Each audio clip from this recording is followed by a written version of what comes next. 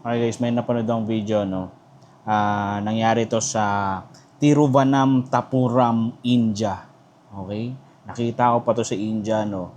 Ano to? Meron din palang kamote rider sa India, no? May isang scooter rider na dumating sa kanto tapos nag-turn pabalik ng pinanggalingan niya, no? So habang nagto-turn siya nagse-cellphone tapos walang helmet. Dahil sa India kasi parang pwede ata mag-drive doon kahit walang helmet.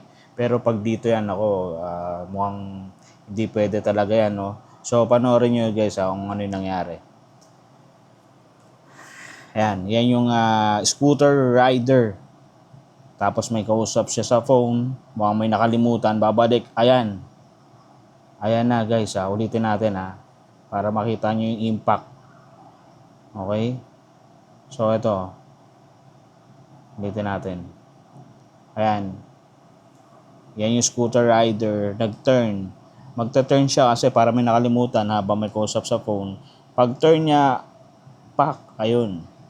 So, nagkabanggaan sila ng mabilis na isa pang scooter rider. Mga scooter lang yan eh.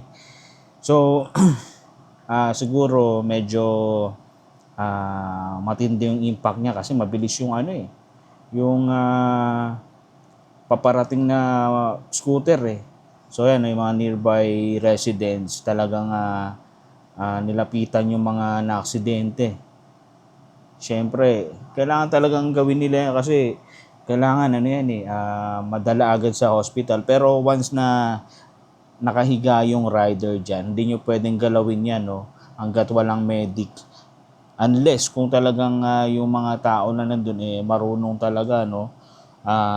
Kung meron silang stretcher, di ba? Mga ganun, no? Pero syempre, pag ganyan na yung rider hindi makagalaw, may masakit talaga sa katawan niya, no?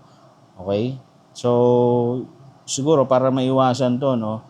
Huwag kayong magdadrive sa Tiranfuna, basta ganun sa India, no? Yun lang siguro. Yun lang yung masasabi ko kasi gusto ko lang talaga magkaroon ng content, no? Okay?